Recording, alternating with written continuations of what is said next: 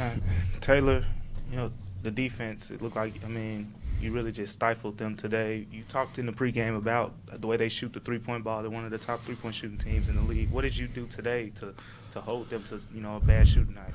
Well, a lot of credit to our guys. Giannis obviously had a heck of a game. He's really hard to stop when he's getting downhill. I thought, for majority of the game, we did a great job in our closeouts and rotations. Obviously showing him a crowd is always the game plan early in transition. His ISOs, when he drives, you swarm. But I thought our rotations out, having high hands to shooters, and a number of those guys that are really good catch and shoot guys. Connaughton, Allen, Matthews. We were just running them off the line. Lopez got going early, and then we just say, hey, let's just get up and hit him more. Let's just try to keep these guys off the 3-point line as much as possible. But overall, I think there was a level of physicality our guys needed to. On ball defense. The way DB was guarding Middleton, a lot of different bodies. Jaren, Steven, X guarding Giannis.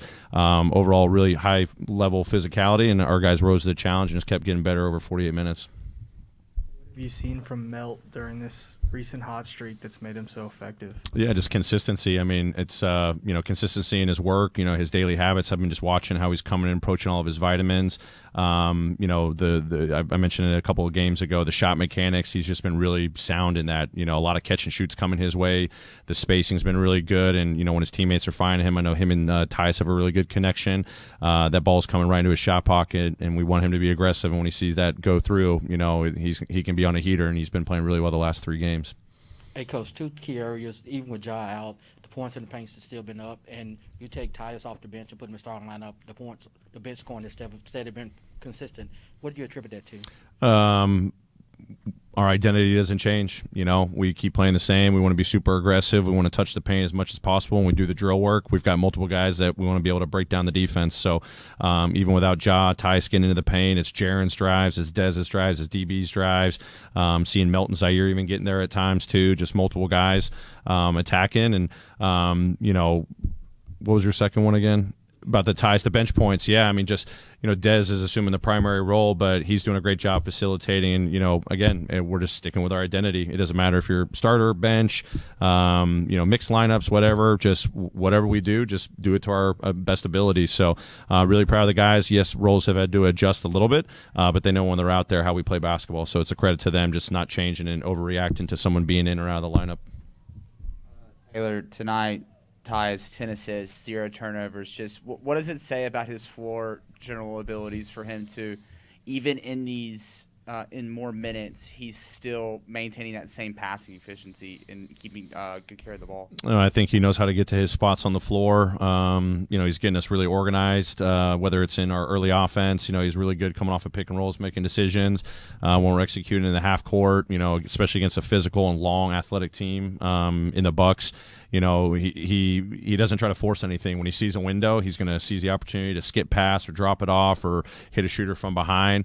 But he's been doing that his entire career, and tonight's a great example against a really aggressive defense of just picking his spots, setting up his teammates, and just getting that ball moving. When you see, a player as hot as De'Anthony Melton has been over the last 4 games, what are you doing as a coach to just make sure he gets, more touches than he usually does, and just make sure he maximizes, this hot streak when you see it? Play him. It's as simple as that. Play him, and there was a couple plays, putting him in the spots on the floor, like when we initiate an after timeout play or a half court set, and I know most often where the ball is probably going to end up going, especially when Tyus is handling it. Even I'm starting to get a really good feel for what Dez is doing as a primary handler. Putting him in that that outlet spot where his teammates are going to find him, and it's going to be a great open catch and shoot.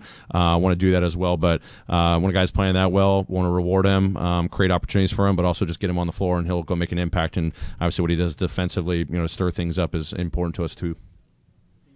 The offensive rebound record tonight. I'm sure you knew he was a great offensive rebounder before the season, but did you think he was going to get more opportunity the way that your guards really attack the rim to clean those shots up? Yeah, I think in our 3 years we've shown that if our bigs do a good job of setting screens and rolling and trying to collapse the defense, when we do happen to miss, there's going to be plenty of opportunities. And obviously he's an expert at it. So if you ever want to learn how to offensive rebound, just watch film or even talk to him. But obviously a historic run for him. Obviously Zebo set the standard, and for Steven to come in here in his first year and pass him, I said don't stop now. Don't stop playoffs now. The teammates were super happy for him in the locker room, but he just plays to his strengths, and that's what I love about him is he impacts winning, and he just knows what he is capable of doing every single night, and this is a big part of why he finds success on the floor. Great. Thanks, everyone.